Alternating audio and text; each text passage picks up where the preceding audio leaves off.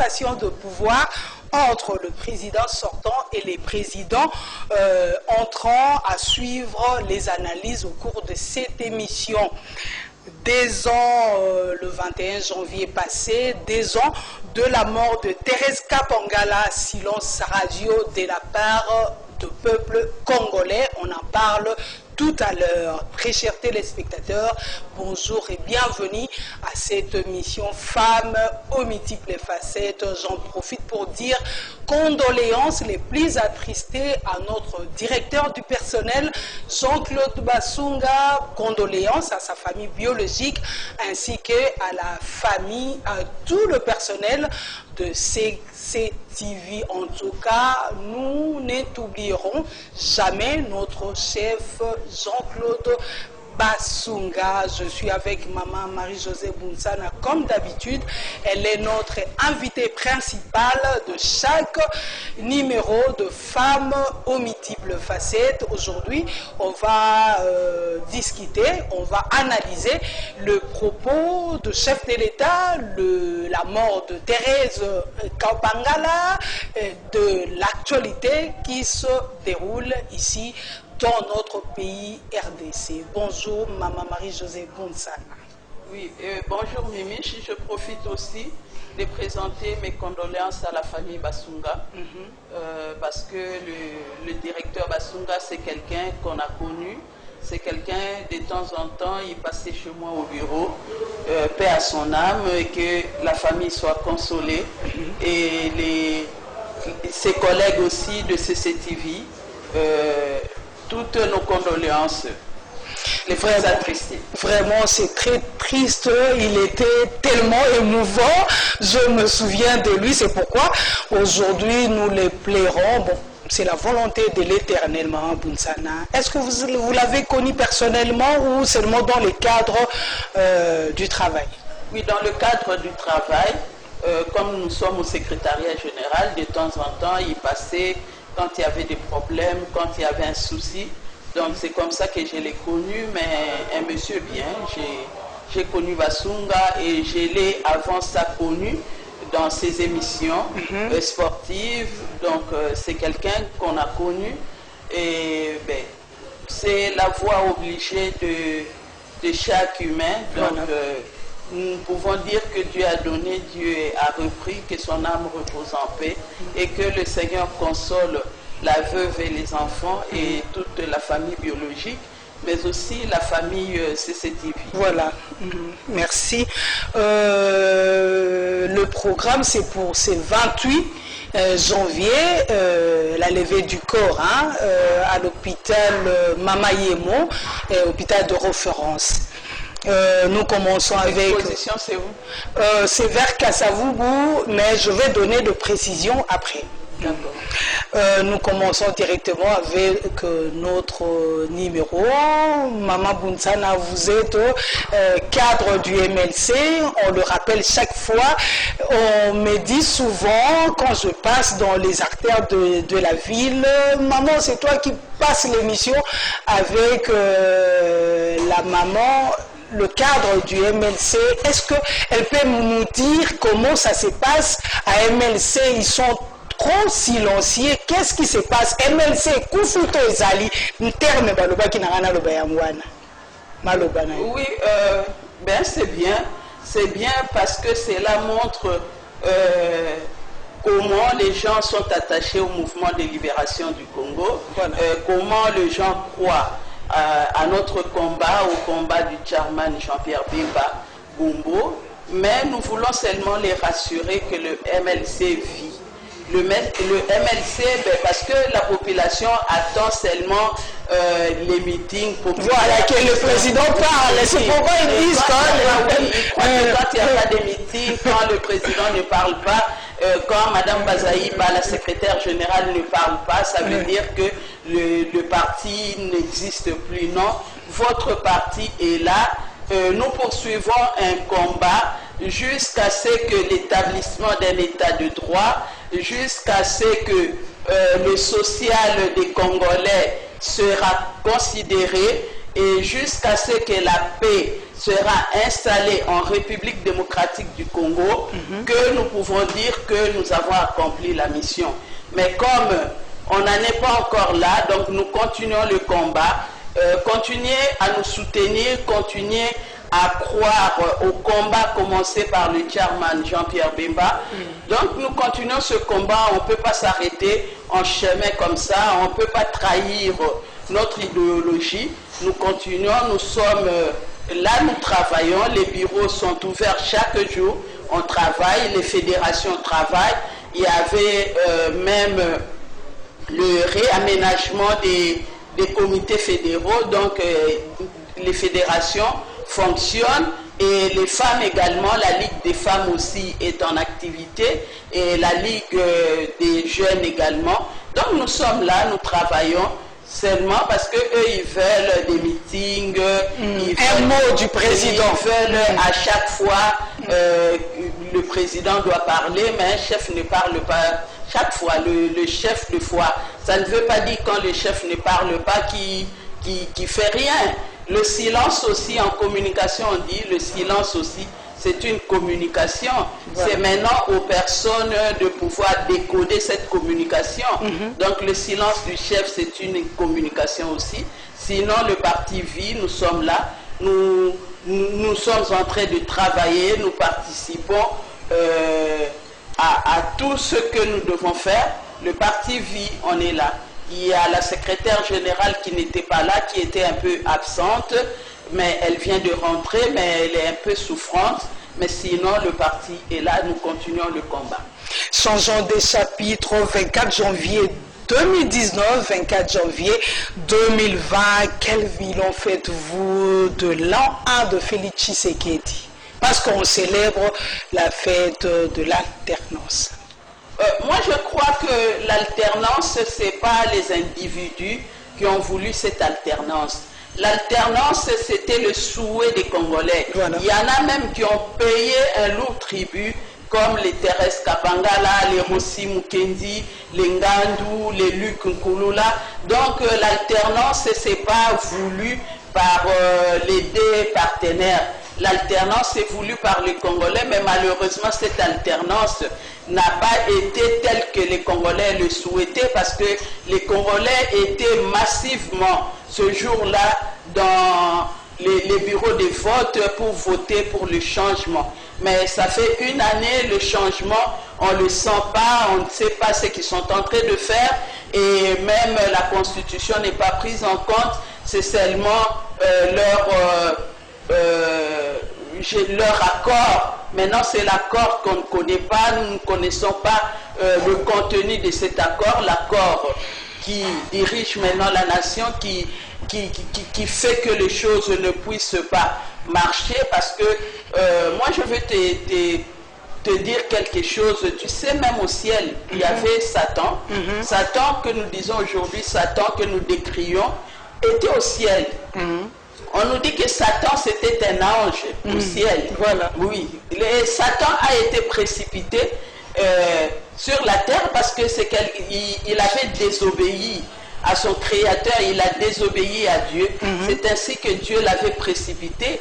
Et après ça, il y avait l'ange, archange, voilà. L'archange que nous connaissons tous, que le Seigneur envoie à chaque fois pour des interventions, quand il y a des guerres, l'ange Michael vient, quand il y a des malades, l'ange Michael vient intervenir, voilà. Et l'ange Michael, mais jamais on nous a appris que l'ange Michael avait négocié avec Satan. Donc, on est négocié. C'est la même chose on ne négocie pas avec le diable. Parce que si l'ange Michael n'a pas négocié, Michael n'a pas négocié avec le diable, et toi, un homme, un humain, négocier avec ceux-là qui ont détruit la nation, ceux-là qui ont conduit la nation là où on se trouve aujourd'hui, ceux-là n'ont pas considéré les citoyens, n'ont pas respecté les textes qui régissent la nation, ceux-là qui ont tué, ceux-là qui ont volé, et toi tu dis que ce sont des partenaires pour l'alternance. Là, ce sont des mauvais calculs que le président Tshisekedi a fait, Et voici les conséquences. Les conséquences. Ben, il va s'en prendre à lui-même. Mais nous sommes là, nous observons. Nous leur souhaitons beaucoup de bien, beaucoup de choses parce que nous voulons que les choses changent en République démocratique du Congo. Sinon, les Rossi Mukendi, pourquoi ils sont morts? Pourquoi Thérèse est mort? Pourquoi tout le monde? S'il y a eu des élections, c'est parce qu'il y a eu des morts, parce qu'il y a eu des gens qui ont décidé de changer les choses dans ce pays, et ces gens-là ont payé un lourd tribut. Il y a Luc qu'on a brûlé dans sa maison, c'est à cause seulement des élections, à cause de cette alternance aujourd'hui, que les autres sont en train de s'approprier, croire que l'alternance, c'est eux. L'alternance voulue par le peuple congolais, ce n'est pas cette alternance qu'on est en train de vivre. Vous voyez vous-même le social du Congolais, il y a des personnes qui sont impayées, ça fait une année, des personnes impayées, rien ne marche, et il y a des grèves partout, et donc nous ne savons pas ce que une année d'alternance, qu'est-ce qu'il y a de positif? Même les Somutombo qui nous ont promis et qui sont en train de créer... Mais non, les Somutombo, c'est plus les Somutombo. Non, les Somutombo, et qui dérangent, donc les gens ne peuvent pas circuler librement, et nous ne savons pas ce qu'ils ont fait de positif, mais toutefois, nous leur souhaitons bonne chance, nous les interpellons, qu'ils reviennent à la raison, qu'ils sachent, comme avait dit le défunt Kabila, Tshisekedi, le peuple d'abord, c'est son père, donc il doit prendre ça en considération et qu'il doit tenir compte du peuple d'abord, au lieu que ce soit ma poche d'abord, ma famille d'abord. Il faut tenir compte du vécu quotidien des citoyens. Il y a l'insécurité, il y a partout à l'est du pays, même dans la ville de Kinshasa, il y a des enlèvements, il y a des tueries. Donc le président doit quand même s'y pencher pour que le peuple soit en paix.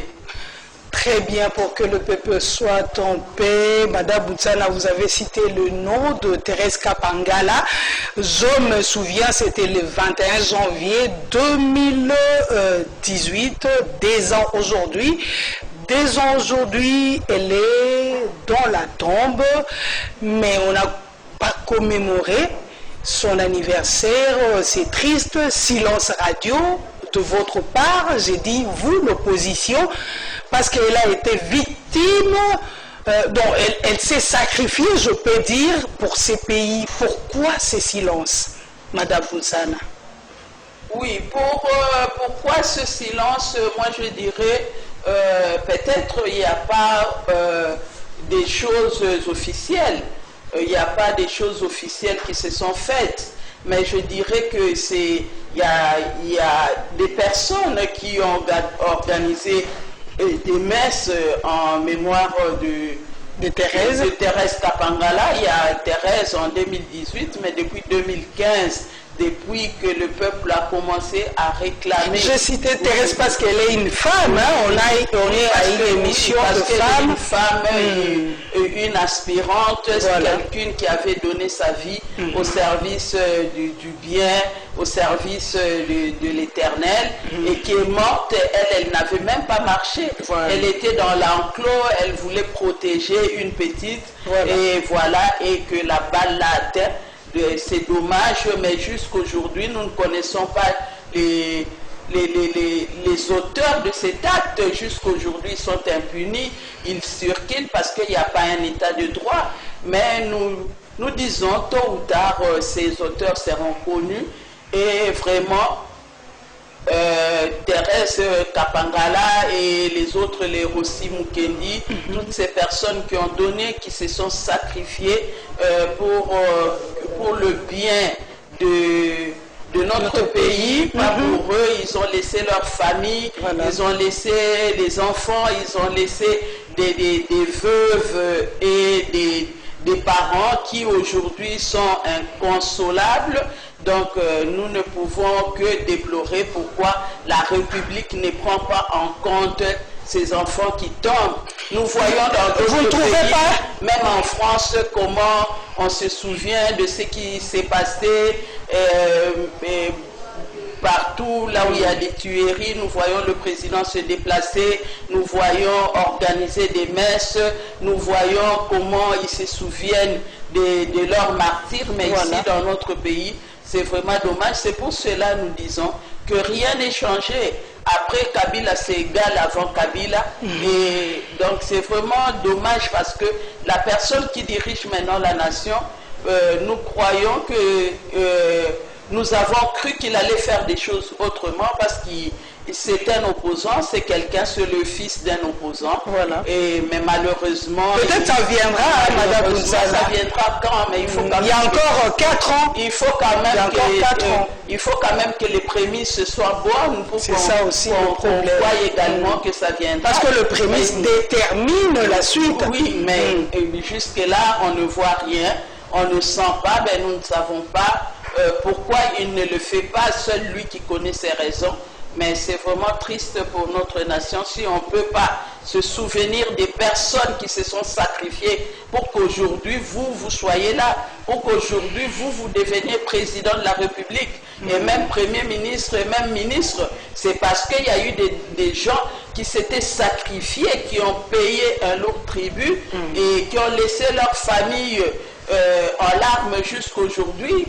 C'est grâce à eux que les autorités sont là, que grâce à eux que eux veulent fêter leur alternance le 24, parce que il y a eu des soulèvements, mais même si on ne prend pas en compte ces martyrs, ces héros qui sont tombés, donc c'est vraiment compliqué, c'est même l'ingratitude, et nous ne voyons pas comment ils seront bénis.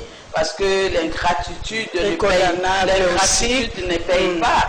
Il faut toujours se rappeler de bienfaits des autres qui vous ont aidé à ce que vous accédiez à ces postes-là. Il faut toujours s'en souvenir, mais comme on ne s'en souvient pas, c'est vraiment dommage.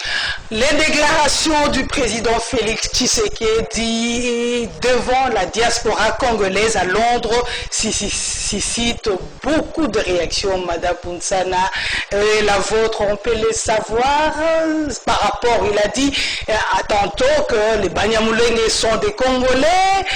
Est-ce que ça vous tique un peu ces propos-là? Oui, c'est vraiment dommage parce que le président Félix Tshisekedi, c'est quelqu'un qu'on connaît, on connaît ses parents, on connaît même ses grands-parents qui habitaient Ngiringiri sur Avenue Kingabwa, donc on connaît ses origines, mais c'est vraiment dommage quand il tient des propos comme ça, pendant qu'il sait que le peuple congolais est hostile à cette soi-disant tribu qui n'a jamais existé au Congo, et aujourd'hui on nous parle des Banyamulenge. Il devrait quand même nous dire que ce sont les originaires. Et la foule a réagi. Il devrait quand même nous dire que ce sont des originaires du Rwanda. Mais quand même, pour avoir une nationalité, voilà. On n'attribue pas la nationalité en bloc comme ça. Ils doivent solliciter, ils doivent demander individuellement la nationalité, et cela leur sera accordé parce qu'on ne peut pas empêcher à quelqu'un qui aime le Congo, qui sollicite la nationalité, mais en bloc comme ça, leur attribuer cette identité qui sont des Congolais, c'est quand même, moi je dis, c'est quand même dommage pour un président de la République qu'on a cru que c'était un fils. Là vraiment il engage la nation. Il a passé outre, mais sinon lui-même il va tirer les conséquences de ses propos, parce que moi je dis, le président, quand il est à Kinshasa, quand il est au pays, il ne parle pas, il ne dit rien. Mais à chaque fois qu'il est à l'extérieur du pays, il promet des choses et des choses qu'il ne réalise même pas. Ça viendra, il reste encore 4 ans, Madame Bounsana. S'il te plaît, mais quand on promet, quand un président parle, donc les propos d'un président ont force de loi. Quand un président parle, on doit quand même sentir ses propos pris en compte. Mais quand lui, il parle, c'est comme si c'est de l'eau qui coulait sur le pont. Et après, ben, quand il rentre ici, il commence à tergiverser. C'est quand même dommage. Moi, j'ai les propos du président, mais moi, j'ai écouté. Je sais que le bic du président ne va pas écrire parce que son bic n'a pas d'encre. Le bic rouge là, l'encre, il n'y en a pas. Et comment ça? il n'y a pas d'encre dans le bic rouge du président. Sinon, ce bic, parce qu'il y a toujours des choses que nous avons commencé à décrier bien avant, même pendant les 100 jours. Ces 100 jours, il nous a promis les 100 jours. Même avant, quand même. Tout ça. Mais il n'y a rien qui s'est fait et son bic rouge n'écrit pas. Le bic rouge n'attendait que lui, il puisse tenir ce discours à Londres pour qu'après le bic commence à écrire. Mais le bic devrait écrire depuis longtemps. On a commencé à décrier l'histoire des 15 millions, et ceci, c'est là. Il y a beaucoup de choses que nous sommes en train, le peuple est en train de décrier, même sa propre base. Parce que l'autre fois, il a dit qu'il avait retiré, qu'il s'est retiré des accords de Genève parce que la base avait dit, la base. Très bien. Aujourd'hui, le président fait sourde oreille à la base aussi est mécontent. Oui, la base est mécontent. Le président fait sourde oreille à la base. Donc, le président n'a utilisé sa base seulement pour se positionner là où il est, mais sinon, pour lui, la base ne compte plus. Et pourtant, il nous a fait entendre que c'est la base qui primait. Et tout ce qu'il est en train de dire, c'est vraiment déplorable. C'est quelqu'un d'autre. Si le président Kabila l'avait dit, ben on allait comprendre. Parce que les gens ont toujours douté de la nationalité du président Kabila, parce qu'on ne l'a pas vu grandir dans ce pays. Voilà. Il a passé plus le temps à l'extérieur du pays. On ne connaît pas comment il est né, comment ça a commencé. Et nous voyons quelqu'un venir en adulte nous dire qu'il est congolais. Là, c'est un peu compliqué. Voilà. Compliqué. Mais lui, on sait quand il est né, on connaît ses parents, nous connaissons les adresses de ses parents et de ses arrière-parents. C'est quelqu'un qui a étudié ici, il a des personnes avec qui il a étudié. C'est quelqu'un qui a vu comment son père a lutté pour la démocratie dans ce pays. Et c'est quelqu'un qui connaît l'évolution des choses. Lui-même, après son père, il s'est engagé dans l'opposition, mais c'est vraiment dommage quand lui tient des propos comme ça et il parle des choses que lui-même est incapable de réaliser, parce que s'il était capable, le bic rouge du président allait déjà attribuer des mentions, soit mauvaise satisfaction ou mauvaise aux personnes. Jusque-là, il n'y a rien parce que le bic n'a pas d'encre. Vraiment, président d'activer son bic, ou bien que son cabinet, le directeur du cabinet, procure des bics qui ont l'encre et déposés sur le bureau du président pour que les choses changent. Toujours dans le cadre de ses propos, Mme Buntsana, il a dit il peut dissoudre le Parlement. Mme Janine Mabunda a réagi, elle a répliqué, elle a qualifié ça de trahison. Est-ce qu'on peut analyser ces propos-là, Mme Buntsana? Non, moi je dirais que Mme Mabunda, c'est une femme que nous avons soutenue, mais Mme Mabunda devrait... Mais elle est un peu à côté. Elle quand même se réserver de dire certaines choses. Et moi je crois que cela ne vient pas d'elle. Ce sont des propos qu'on lui a demandé de tenir. Mais malheureusement, elle est tombée dans le piège. Elle-même, elle sait comment, et même dans son propre camp, on est en train de lui mettre des pots de bananes, on est en train de chercher comment l'extirper de là. Et donc, elle devrait être plus prudente. Elle ne devrait pas, en ce moment ici, tenir des propos comme ça.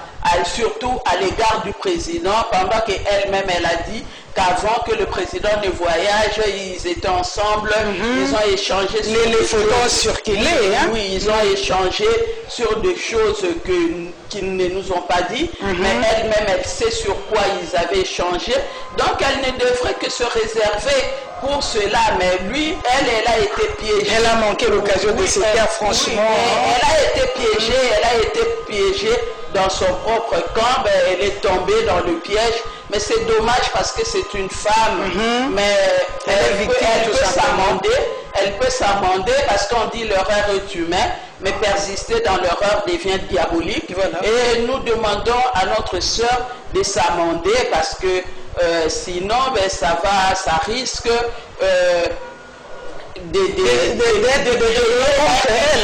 de créer un climat de dysfonctionnement aussi des institutions, parce qu'elle est chef d'une institution et le président de la République, c'est une institution également. Ils doivent travailler en harmonie, en concorde aussi pour faire avancer les choses dans le pays, mais s'ils sont en train de s'empoignarder comme ça, c'est vraiment dommage. Et tout ça, c'est le peuple qui souffre et qui en pâtit. C'est vraiment dommage. Et le président de la République n'avait pas dit que directement qu'il allait dissoudre le Parlement. C'était conditionnel au cas où les choses ne marchaient pas, au cas où les autres ne l'aidaient pas à pouvoir avancer, à pouvoir à pouvoir mettre en œuvre son plan, son projet, et là il sera dans l'obligation de dissoudre le Parlement. Il n'avait pas dit qu'il allait le faire directement, et pour cela, madame, notre chère sœur, ne devrait que se réserver le droit au lieu de répliquer directement. Parlons de la MOCA, la marche du 17 janvier. On a remarqué l'absence du MLC. Qu'est-ce qui se passe?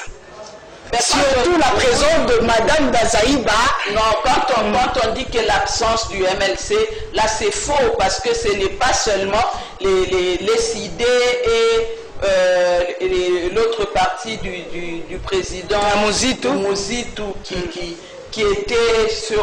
était dans la rue. C'est tous les Congolais étaient là, même ceux du MLC. Et moi, malheureusement, je n'étais pas là parce que je ne me sentais pas bien. Mais après la marche, j'ai reçu des personnes, les membres du MLC qui étaient à la marche et qui sont passés me voir à la maison. Donc c'est une fausse information. Le membre du MLC était là. Le membre du MLC était là. Elle est bien là. Oui, je peux les citer. Les membres du MLC étaient là. Les membres de nos fédérations étaient là, ils ont marché, ils ont vu comment la police a empêché au président Fayoulou de continuer la marche, comment on l'a fait monter dans la Jeep, comment on l'a amené.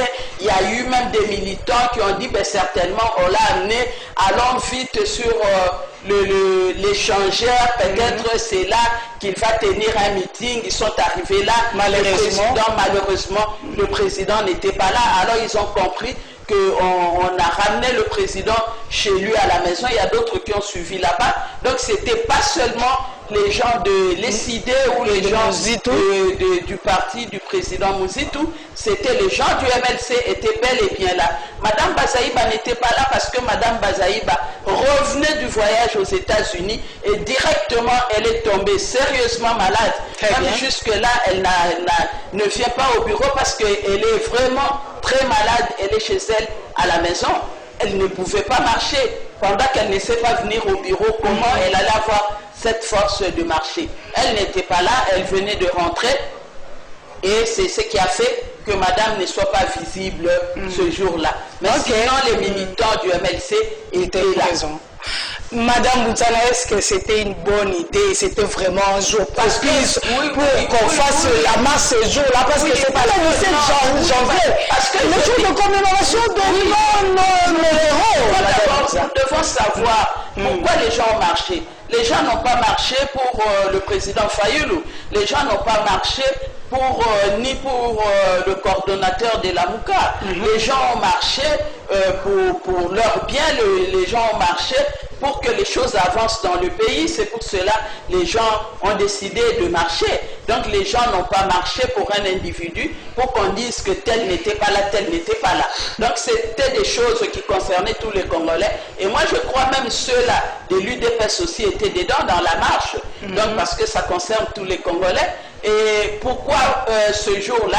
Justement ce jour-là parce que c'était un jour férié. On ne pouvait pas demander aux gens de marcher le jour où il y avait... Mais quand même, le 17 janvier, c'était le jour... Ça ne change rien. Okay. Ça ne change rien parce que ce jour-là, c'était une façon aussi d'interpeller les gouvernants, de considérer les héros, de considérer les martyrs, ceux qui tombent pour l'avènement d'un état de droit. Mais les conséquences, c'est qu'on vous a dispersé. On a dispersé parce que les gens qui sont là, le gouverneur est là.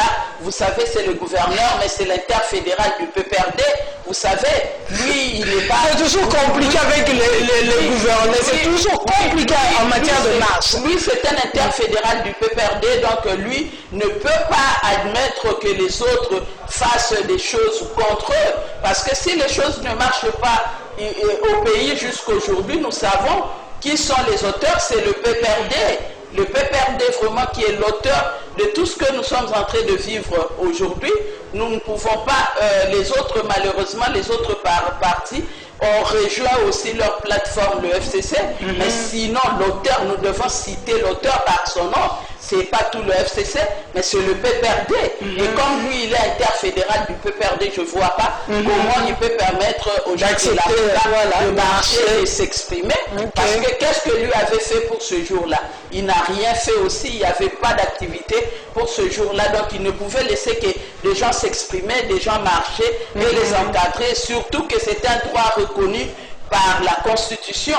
Donc on ne peut pas empêcher des personnes de s'exprimer, des personnes de manifester. Le droit de manifestation est reconnu. Lui, son devoir seulement d'encadrer cette population qui marchait.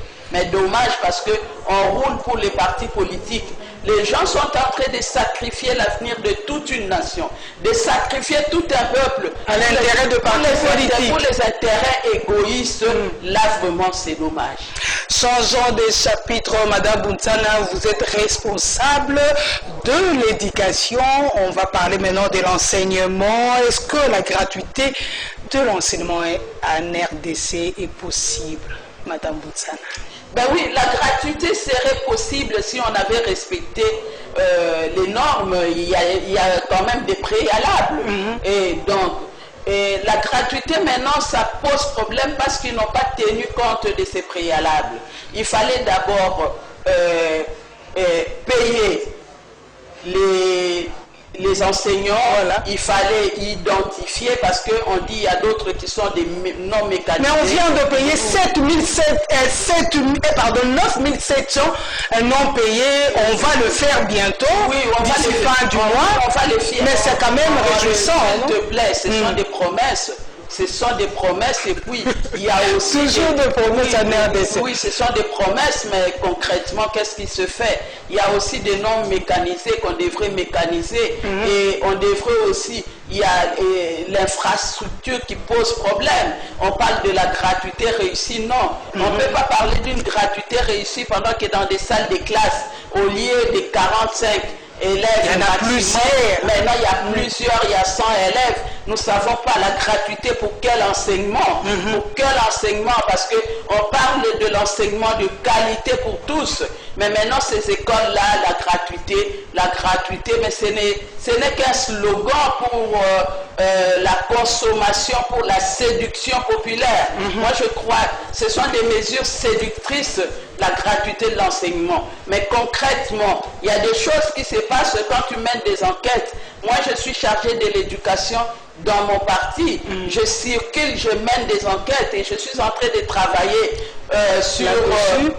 pour proposer des réformes sur notre système éducatif qui a été détruit. Tu ne peux pas parler de la gratuité pendant que le système est dans l'état où il se trouve. Il fallait quand même réformer le système, il fallait réhabiliter les infrastructures, il fallait construire même d'autres bâtiments pour qu'il n'y ait pas de surplus de qu'il y ait un peu de l'espace dans les salles de classe, parce que même le formateur, même l'instituteur comment ça se plaît ne pourra pas donner cours comme il se doit, parce que là il faut tenir compte de tout cela pour qu'on puisse réellement parler que la gratuité, c'est une réussite. Mais sinon, il y a des problèmes dans certaines écoles. Il y a des problèmes, des personnes qui avaient un salaire autant, maintenant, au nom de la gratuité, il n'y a pas de frais de fonctionnement qu'on a alloués à ces écoles. L'école catholique se plaigne. C'est pour cela nous disons, cette mesure n'était seulement que pour la séduction. Donc c'est une mesure prise à la hâte pour séduire la population, pour pouvoir s'attirer une certaine légitimité, parce que c'est ce qui manquait au nouveau gouvernant. Donc c'est simplement ça.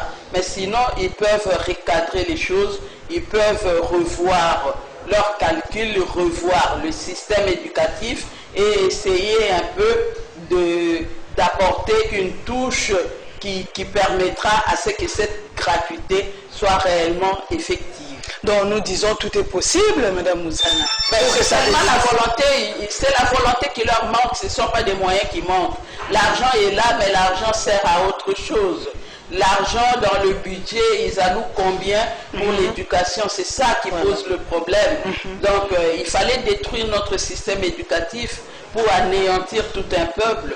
Mais lui, comme il est congolais, c'est quelqu'un qu'on connaît, c'est quelqu'un aussi qui a été bien éduqué. Je crois qu'il doit essayer un peu de réorganiser ce système, de le reformer pour que réellement que nos enfants puissent étudier dans des bonnes conditions, et également aussi ceux-là qui travaillent pour éduquer, parce que c'est vraiment un grand travail, enseigner l'enseignement. Donc ces personnes doivent être considérées. Il faut que ces personnes aient quand même un salaire décent, un salaire qui permettra à ces personnes de ne pas chercher à ce que le travail manuel devienne une enveloppe, à ce que le travail manuel devienne 1000 francs. Il faut que ces personnes aient quand même un salaire décent pour qu'ils ne soient pas tentés d'entrer dans la corruption, de se compromettre.